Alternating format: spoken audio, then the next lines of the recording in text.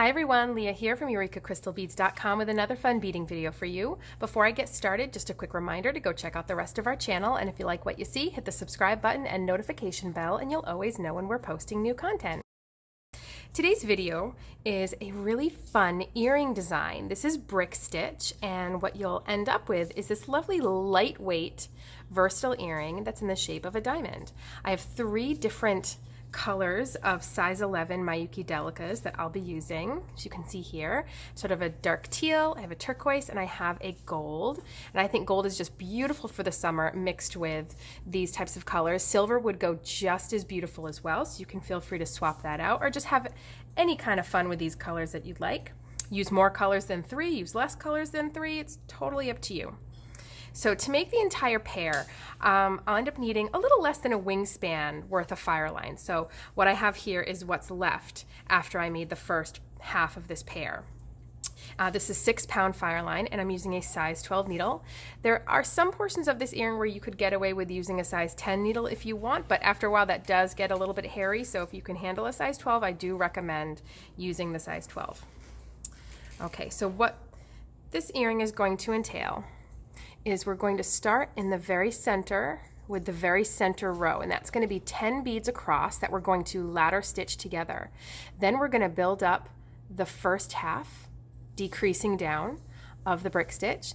Then we'll travel up the side, flip it around back to that flat edge that's 10 beads across, and we will work up the second side. We'll also add this lovely little beaded loop. Now, the pattern that I came up with here was really easy and really fun, and the best way that you can do it is if you Google free graph paper for brick stitch, free brick stitch graph paper. You will find tons and tons of great free printables where it's just blank graph paper set up for brick stitch, which is also the same setup as peyote stitch. The beads will just sit in the other direction. But there's lots of great free printables you can find for different types of beading stitches and the graph paper that goes along with them. So all I did was print out a bit of that graph paper, and I just filled in with some colors. You can use colored pencils, you could use markers, you could find a digital version, and you can do this on your computer in a really simple paint program and then print it out. It's totally up to you. So you can definitely have fun with that, and it's a great way to practice your pattern design skills on these great bits of free beading graph paper that you can find. Okay, so to get started, I'm going to start by picking up 1 bead at a time, and we're going to make a chain of 10 beads hooked together with ladder stitch. So I'm going to pick up the first 2 beads, which for me are a dark bead and a light bead in my blue family. Leave a tail that's long enough that you can weave it in later. And I'm going to loop back around and through the first bead that I picked up. And when I pull this through, the second bead is going to sit right next to the first bead, just like that. And now we're going to head down through that second bead, and this will help to tighten it up a little bit. Now we're going to pick up our third bead, which in this case is a gold bead, and we're going to loop back around through the bead we're coming out of, which is the second bead that we picked up, and then this new third bead will sit attached at the end of our chain to that second bead.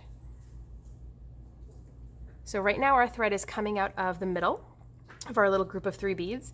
We want to get to the end of this chain to add on our 4th bead, therefore we have to go through our brand new bead. So you're always picking up 1 bead, looping back through the last bead, or looping back around and through the last bead, and then through the new bead. Okay, so now I have another dark bead in my pattern. So I'm going to loop back around into the most recent bead, and then down through that new bead.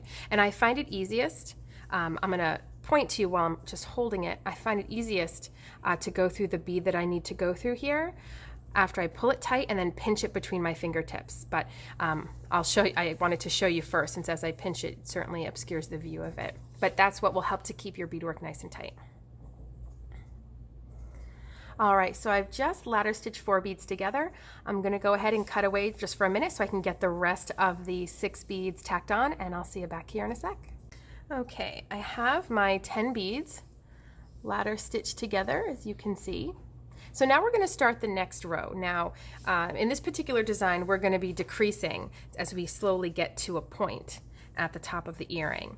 And the way that we're going to do that, and the way that we're going to always start the next row, whenever we're starting a next row, this is how we're going to start, is that we're going to pick up 2 beads. After that, it'll just be 1 bead at a time to finish the row. But to start the row, we're going to pick up 2 beads. So in this case, I'm going to pick up a dark and a light in my turquoise color. And what you're going to do is you're going to look at the little stitches of thread that are going across the top of your beads. And if you see the little stitch of thread that's attaching bead 1 and bead 2 right down here, that's not the stitch of thread we want to go under. We want to go under the next one. So it's the stitch of thread that's connecting beads 2 and beads 3. We're going to head under it. So brick stitch is a neat little stitch because you're building it up not always just by going through beads, but by going underneath stitches in between 2 beads. So I'm just going right underneath that stitch of thread. We're going to pull this down. And then we have these 2 beads sitting here. We want to go through that second one, but heading in the direction up. So almost so as if you're going towards the center of those 2 beads. That's the direction you're going. You're heading back into them. But what's going to happen is it's going to force the bead to sit vertically.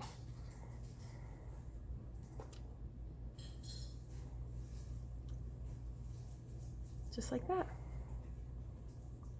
Now, a couple of things have happened here. Let me get this a little tighter. A couple of things have happened here.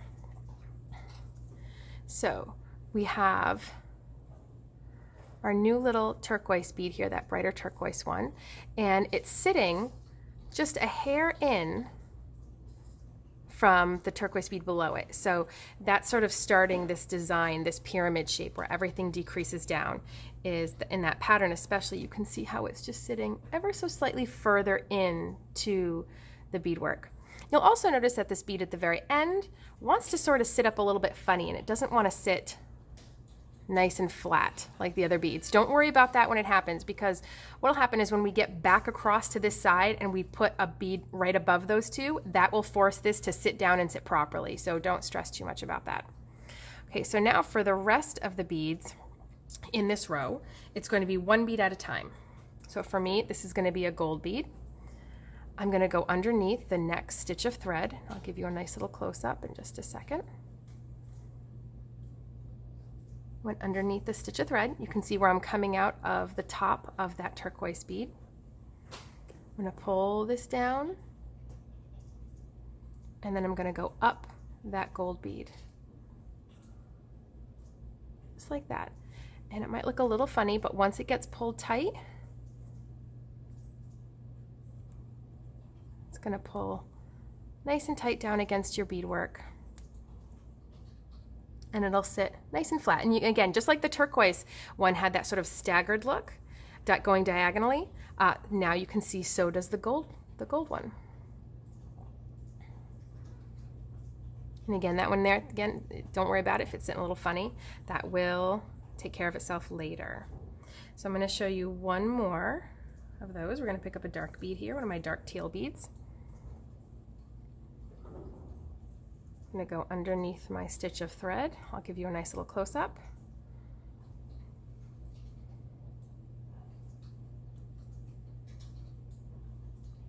Okay, pull this almost all the way through, or pull it all the way through, and then go up that Delica. Pull that down nice and tight, or pull your thread up and then the bead will pull itself down nice and tight. I usually like to give it a good pull against my fingertip like this. That really helps to tighten it up nicely. And you can see what we have here. And again, that next color, you can also see how it sort of staggers inward a little bit of a diagonal. That's sort of our diamond pattern working itself out. All right, so I'm going to head to the other side and get ready to start my next row, and I'll see you back here in a minute. Okay, I've got that next row completed. Let's see. There you go. You can see all of the colors are starting to go in at that angle as far as my pattern's concerned. I'm going to turn my work around just because I personally prefer to always work sort of in that direction heading away from me. Now again, because this is the start of a next row, we're going to pick up 2 beads. So in this case, my pattern calls for a dark and a light in my blue family here. And again, we don't want to go underneath the stitch of thread right in between the first and second bead here. What will happen if we do that, and because we've picked up 2 beads, is we'll actually increase and we'll have a bead coming off of the edge, which depending on the pattern might be something you want, but not with this pattern. So you want to make sure that you go underneath the stitch of thread in between beads 2 and 3 with your 2 beads on your needle here. And then we're going to go up through the second of the 2 beads. Okay, so we'll go up that second bead right there. And as we pull, of course, as we know, it's going to tighten right up. And as you can see, that first bead wants to sit a little wonky. That's okay. Once we get back to the side, it will straighten out, just like you will see when we get to this side. Actually, this side already looks a little bit more straightened as we got it a little bit tighter, so that helps as well. All right, I'm going to get to the other side doing brick stitch, and I'll be back in a second. Okay, I've gotten to the other side, and you can see back from that previous row that Delica is sitting nice and straight now. And then once we get back to this side, that last one we had at this end that's a little wonky, that will also be forced to sit up straight as well, so don't worry about those. Okay, so based on what we've been doing, you can see how not only is our pattern moving up at an angle and decreasing, but the beadwork in general along these edges, the physical beadwork is decreasing. So that's what happens when you do the 2 beads at the beginning of every row, starting with that second stitch in, the stitch between beads 2 and 3, and then we get to the other side, turn around and do the same thing. That is how we are going to get this lovely diamond shape. Again, we're going to start off with a triangle, and then we'll make it our way back to this first row to work the rest of the triangle and to get the completed diamond in the other direction. So what I'm going to do now is just repeat the same steps that I've been doing, and I'm going to get to the very tip, and I will come back to you guys in a minute. Okay, I've got my first half of my diamond almost completed. I am at the second to the last row at the top. So now this row is the row that needs 2 beads. So because we normally start every row picking up 2 beads, this entire row is just going to be those 2 beads that we pick up. We're going to go underneath that next stitch of thread. Again, a stitch away from where you are. Go up that second bead.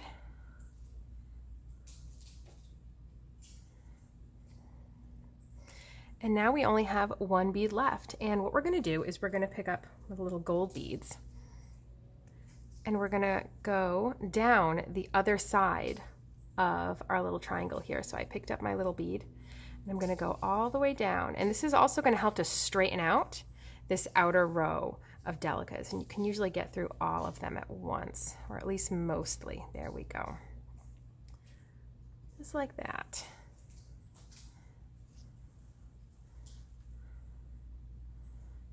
That's our little point. This will be the bottom of the earring.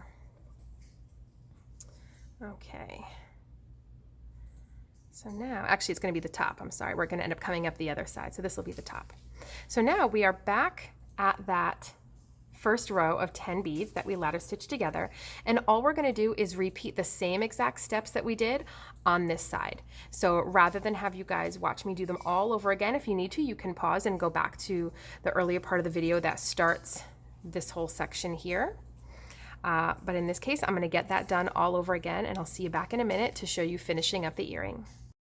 Okay, I'm just at the end of my other point here, so I'm going to take that other gold bead, and we're going to travel up the other side just like we did before when we traveled up this side here. We're going to travel down here just to help those Delicas to straighten out a little bit. This will also get us to get up here where we're going to add our beaded loop. Now we'll go up this side.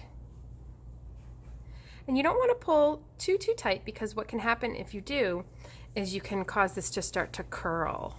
And while that could be a lovely design, actually, if you curl this over and sew this tip to tip, that would actually be a beautiful earring, but that's not what I'm going for here. So I want to make sure I don't pull it too tight.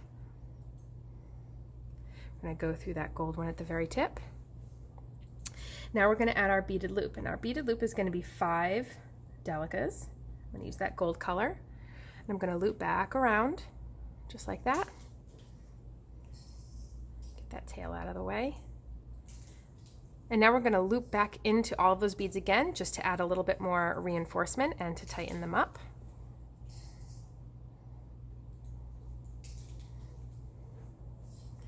We'll end coming out of the little Delica at the tip of our triangle. And now all we have to do is weave out our thread. So what I'll end up doing is also sticking a needle onto this tail as well, and weaving that out after I weave out this thread, and I'll do some half-hitch knots along the way, and I'll usually choose to do that down the side of my triangle here, or rather my diamond. So if you've never done that before, all it means is that you're digging your thread into your beadwork, so you're going underneath the working thread, underneath the thread that's in between the two beads, where your working thread is coming out rather. And then you go through that little loop that's formed. So I'm going to keep doing that a few more times, and I'll see you back here in a second to finish up. Okay, lastly, what we're going to do is we're going to just take some chain nose pliers.